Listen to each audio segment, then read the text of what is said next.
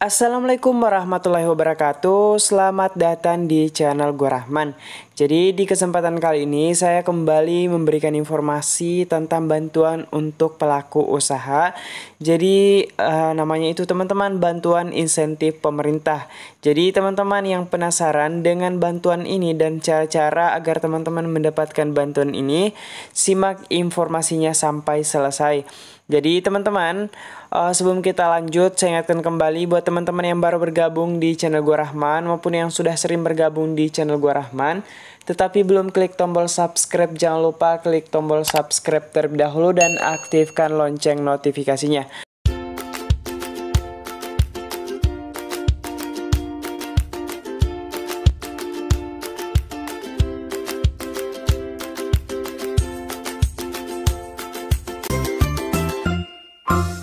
Pemerintah melalui Kementerian Pariwisata turut memberikan bantuan pada pelaku UMKM yang bergerak di bidang pariwisata.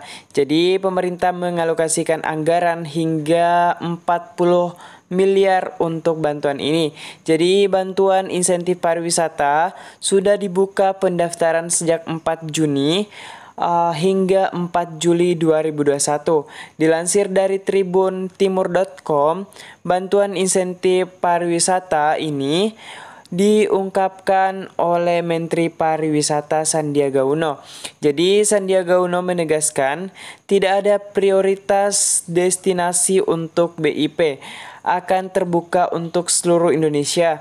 Jadi silahkan mengajukan, kata Sandiaga saat weekly briefing hari Senin 24 Mei 2021 di Gedung Sabta Pesona Jakarta Pusat. Jadi teman-teman, ini tidak terbatas, kata Pak Sandiaga Uno. Jadi ini bebas berlaku untuk seluruh Indonesia.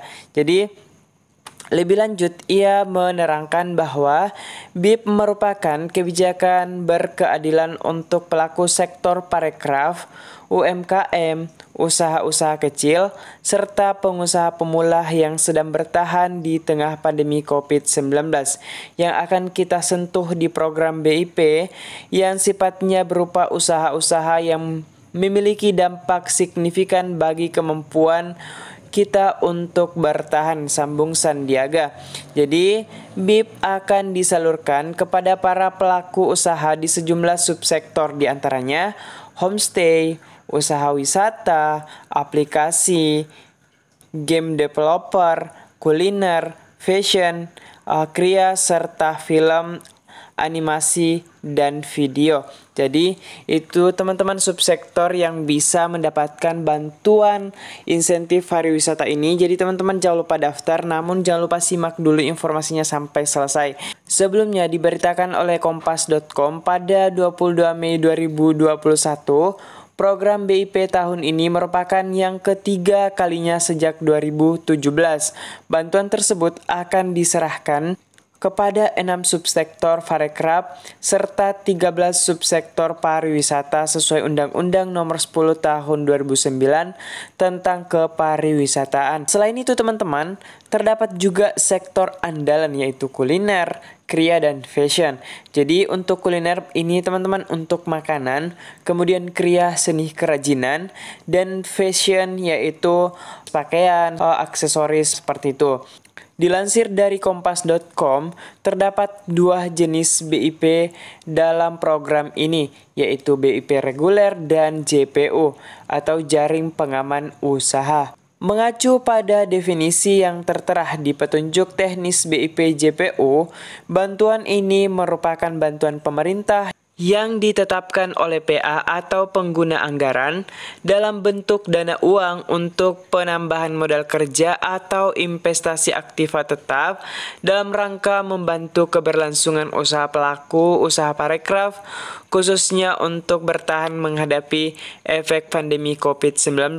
Sementara BIP reguler adalah jenis bantuan yang sama diberikan kepada para pelaku usaha parekraf untuk meningkatkan kapasitas usaha atau produksi pelaku usaha pariwisata dan ekonomi kreatif, jadi tidak terikat waktu pandemi. Jadi teman-teman, berikut ini ada beberapa persyaratan masing-masing program. Yang pertama, BIP reguler. Jadi syarat yang pertama, badan usaha yang bergerak di 6 subsektor ekonomi kreatif, aplikasi, game developer, kria, fashion, kuliner, film, serta sektor pariwisata. Yang kedua, pengusul atau pihak yang mendaftar adalah penanggung jawab badan usaha sesuai akta atau legalitas perusahaan. Yang ketiga, diperuntukkan bagi badan usaha berbadan hukum maupun badan usaha tidak berbadan hukum dalam bentuk CV. Keempat, memiliki nomor induk berusaha yang terdaftar pada sistem OSS. Yang kelima, memiliki nomor pokok wajib pajak atas nama badan usaha, memiliki usaha sudah berdiri 1 tahun. Kemudian yang keenam, melampirkan SPT pajak 1 tahun terakhir. Yang ketujuh, tidak sedang mendaftarkan atau mengajukan program bantuan pemerintah sejenis di Kemenparekraf atau Barekraf pada tahun berjalan. Kemudian selanjutnya teman-teman, untuk BIP JPU, persyaratannya yang pertama, badan usaha yang bergerak di 3 subsektor ekonomi kreatif, yaitu kuliner, kria, atau fashion. Jadi yang kedua, pemilik penanggung jawab usaha warga negara Indonesia kemudian ber-KTP. Dan yang ketiga, untuk semua jenis badan usaha dan UMKM yang memiliki nomor induk berusaha. Yang keempat, memiliki nomor induk berusaha yang terdaftar pada sistem OSS. Yang kelima, memiliki NPWP atas nama badan usaha atau perorangan. Dan yang keenam, memiliki usaha sudah berdiri 1 tahun. Yang ketujuh, tidak sedang mendaftarkan atau mengajukan program bantuan pemerintah sejenis di Kemenparekraf atau Barekraf pada tahun berjalan. Jadi teman-teman, untuk mendapatkan bantuan ini ada beberapa tahapan. Jadi yang pertama itu pengajuan pendaftaran proposal. Jadi proposal dikirimkan secara elektronik dengan menggunakan situs website yaitu www.kemenparekraf.co.id atau bisa melalui bip.kemenparekraf.co.id. Setelah itu, daftar dan unggah proposal beserta lampiran dokumen secara online di bip.kemenparekraf.co.id. Jadi teman-teman, untuk mengurangi kegagalan, unggah proposal sangat direkomendasikan. Telah menyelesaikan unggahan berkas seminggu sebelum penutupan pendaftaran, karena seperti kita ketahui bersama teman-teman, biasanya menjelang akhir pendaftaran yang mengakses laman pendaftaran itu banyak sehingga bisa jadi loading. Kemudian yang kedua teman-teman, tahap kedua yaitu seleksi administrasi dan verifikasi isian formulir. Seleksi administrasi oleh tim administrasi bantuan insentif pemerintah dilakukan dengan pengecekan kesesuaian tujuan permohonan, kelengkapan dan kebenaran dari proposal. Yang ketiga, mekanisme seleksi dan substansi. Jadi tahapan seleksi ini dilakukan oleh tim kurasi. Tim kurasi menerima hasil seleksi administrasi yang disampaikan tim administrasi untuk ditindaklanjuti dan melakukan penilaian secara teknis proposal yang diajukan oleh pengusul.